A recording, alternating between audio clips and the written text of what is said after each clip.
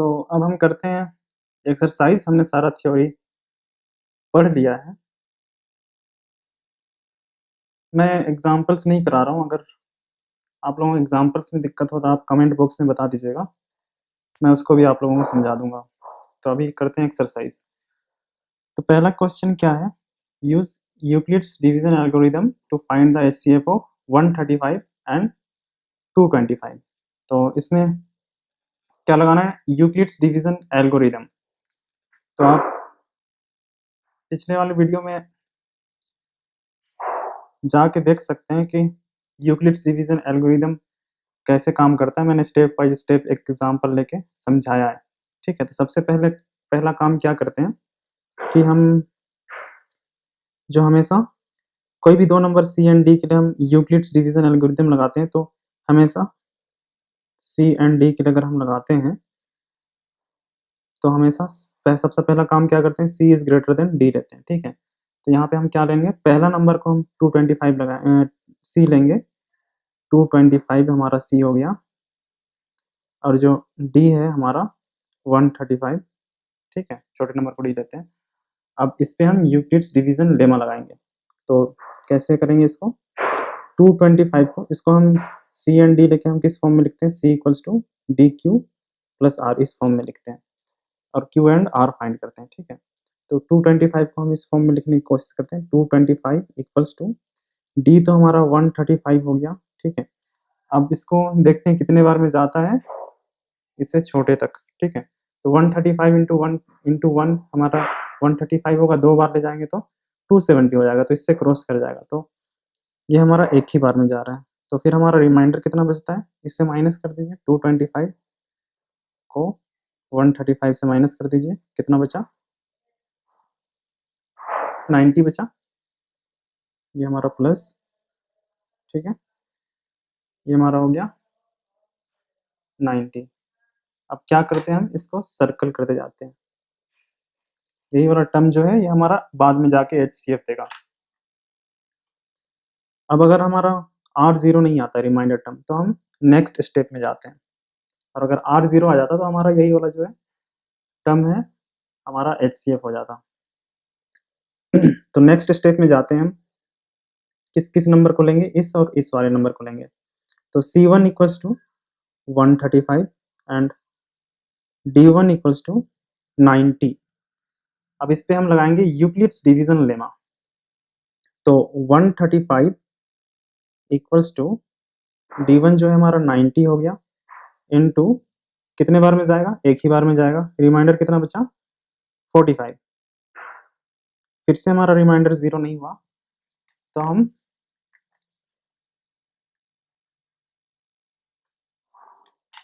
फिर से आगे के स्टेप को फॉलो करेंगे। ठीक है? तो अब हम यहाँ पे C2 है, बड़े वाले नंबर को 90 ले लेंगे एंड D2 को 45 ले लेंगे। ठीक है? अब इस पे हम लगाएंगे यूक्लिड्स डिवीजन लेमा। तो 90 को हम इस फॉर्म में लिखेंगे। ठीक है? तो 45 इंटू कितने बार में जाएगा? 2 टाइम्स में जाएगा, प्लस हमारा 0 रिमाइंडर बच गया। ठीक है? तो अब सिंस वी ऑब्टेन्ड, अब हमने 0 रिमाइंडर ले लिया, मिल गया हमें। Since we got remainder equals to 0,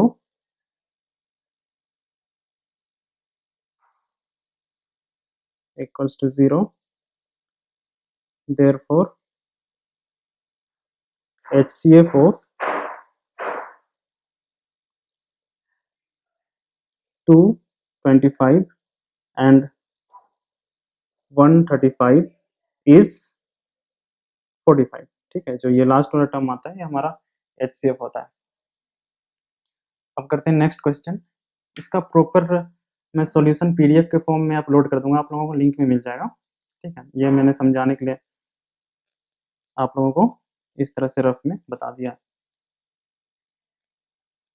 अब करते हैं नेक्स्ट क्वेश्चन। नेक्स्ट क्वेश्चन किसका? हमें HCF निकालना है। HCF निकालना है इसका भी, और हमारा जो नंबर है वो है 196 एंड 38220। 0, ठीक है। तो फिर से वही काम करेंगे, बड़े वाले नंबर को हम C लेंगे और छोटे वाले नंबर को हम D लेंगे। तो C जो है हमारा यहाँ पे हो जाएगा 38220 एंड D जो है हमारा 196 होगा। अब फिर से इसमें हिट एंड ट्रायल करेंगे और देखेंगे कितने बार में जा रहा है, ठीक है।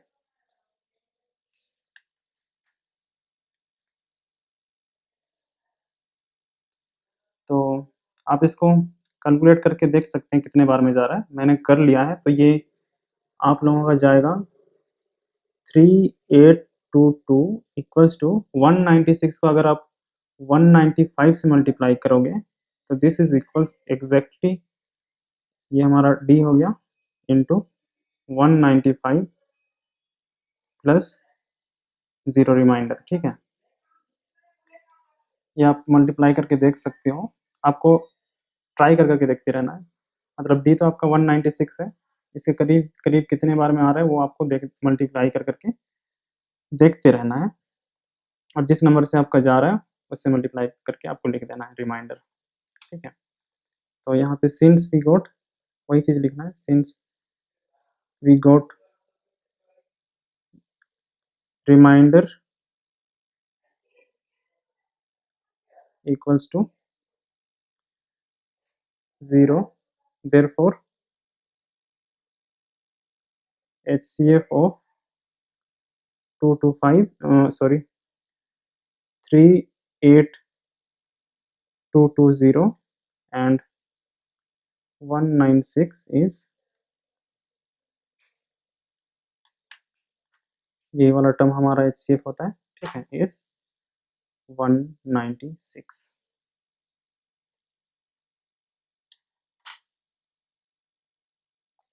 अब करते हैं फिर से नेक्स्ट क्वेश्चन। नेक्स्ट क्या हमारा HCF किसका निकालना है, 867 एंड 225, ठीक है।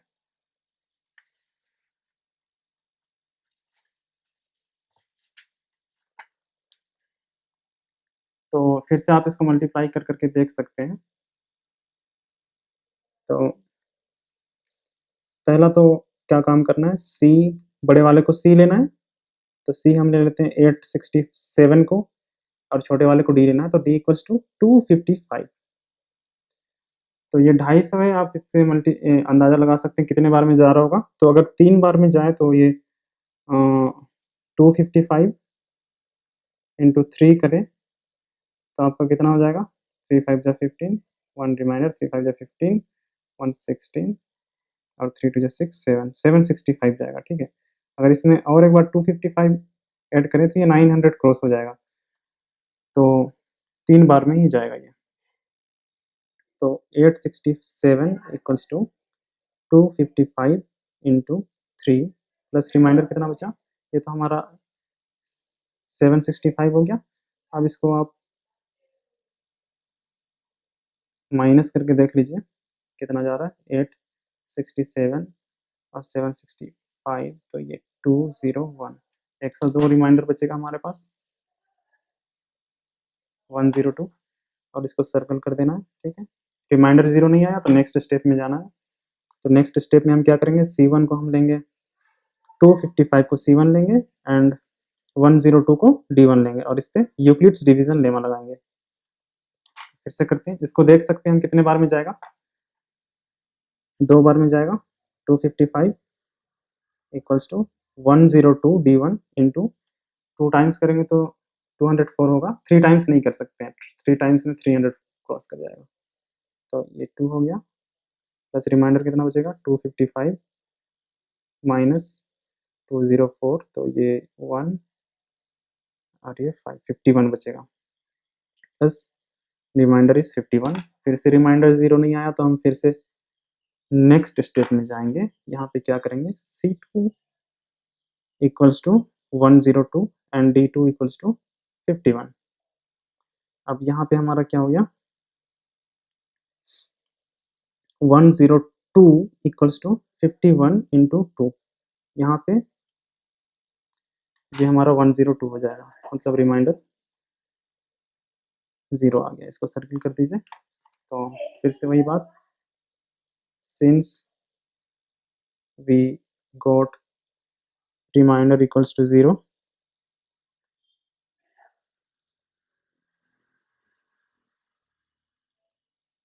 therefore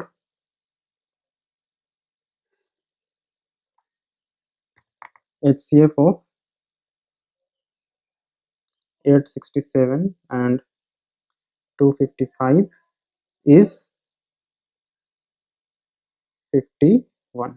ठीक है, तो ये हमारा पहला क्वेश्चन खत्म हो गया।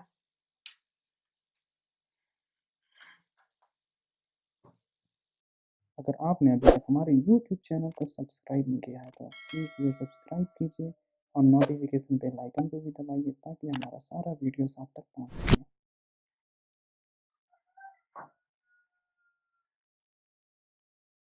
तो अब हम करते हैं क्वेश्चन नंबर 2। क्वेश्चन नंबर 2 क्या बोलता है? क्वेश्चन नंबर 2 बोलता है कि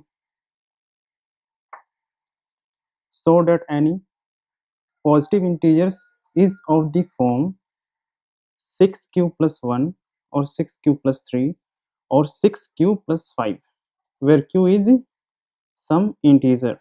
ठीक है, तो इसका सॉल्यूशन कैसे करेंगे? इस टाइप के क्वेश्चंस एनसीईआरटी के कुछ एग्जाम्पल्स के क्वेश्चंस में भी है, आप पहले उसको ट्राई कर लीजिएगा तो अच्छे से समझ में आएगा। मैं वो करा नहीं रहा हूँ क्योंकि फिर वीडियो बहुत लंबा हो जाएगा, तो उसको आप खुद से कर लीजिएगा। अगर नहीं समझ में आएगा तो कमेंट बॉक्स में बता दीजिएगा, मैं उसे एक्सप्लेन करके उसके भी वीडियो अपलोड्स कर दूंगा। तो यहाँ पे अगर हम देखें इसको कैसे प्रूफ करेंगे?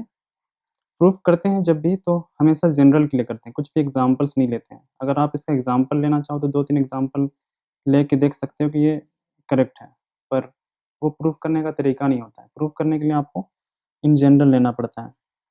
तो क्या करते हैं, हम कोई भी एक इंटीजर ले लेते हैं। ठीक है, यहाँ पॉजिटिव इंटीजर बोला है तो पॉजिटिव इंटीजर लेते हैं। Let a be any positive integer.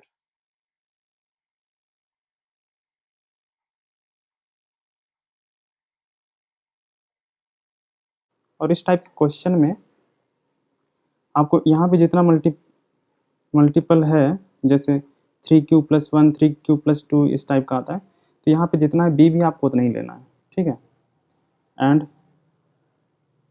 B equals to 6। अगर यहाँ पे 3 होता तो बी 3 लेते, 5 होता तो 5 लेते, इस टाइप का। तो बी हमने 6 ले लिया। ठीक है, तो अब हमारे पास 2 इंटीजर है ए एंड बी, तो इसमें हम यूक्लिड्स एल्गोरिदम लगा सकते हैं, सॉरी यूक्लिड्स डिवीज़न लेमा लगा सकते हैं। तो बाय यूक्लिड्स डिवीज़न लेमा हमारे पास क्या हो जाएगा, कोई भी नंबर को हम A equals to B Q plus R के फॉर्म में लिख सकते हैं। ठीक है, तो then by Euclid's division lemma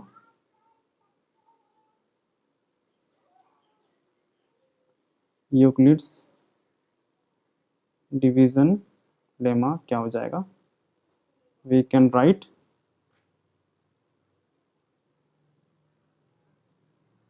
A is equals to B Q. B हमारे पास क्या है, 6 है, तो ये हमारा हो गया 6q प्लस आर। ठीक है, और आर की वैल्यू कहाँ से होती है, कहाँ से कहाँ तक, r is greater than equals to 0 and less than b. B यहाँ पे हमारे पास 6 है। ठीक है, तो आर की वैल्यू क्या क्या हो सकती है, अब यहाँ से देयरफॉर आर कैन बी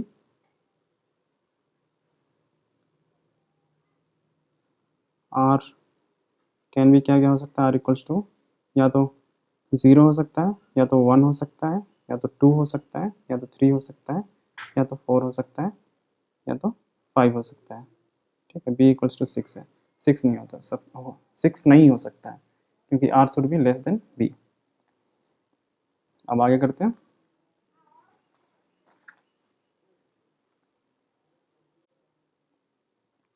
तो हमें देखना है कि अगर हमारे पास ए की वैल्यू क्या क्या हो सकती है, तो आर की वैल्यू हमारे पास हो गई, आर हमारे पास 0 है, 1 है, 2 है, 3 है, 4 है, 5 है, ठीक है।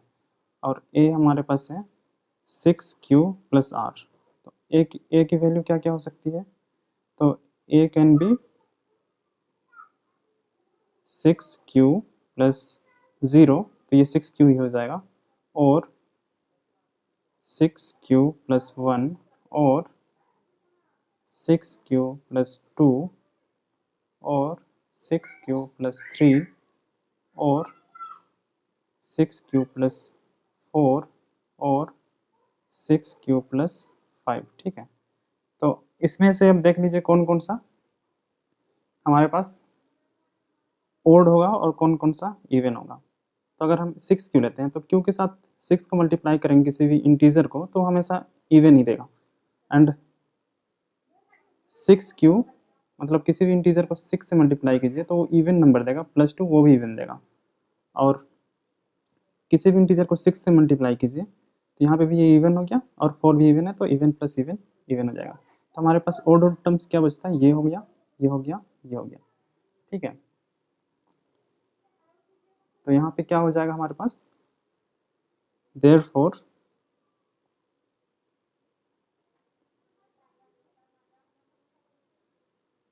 a to be odd,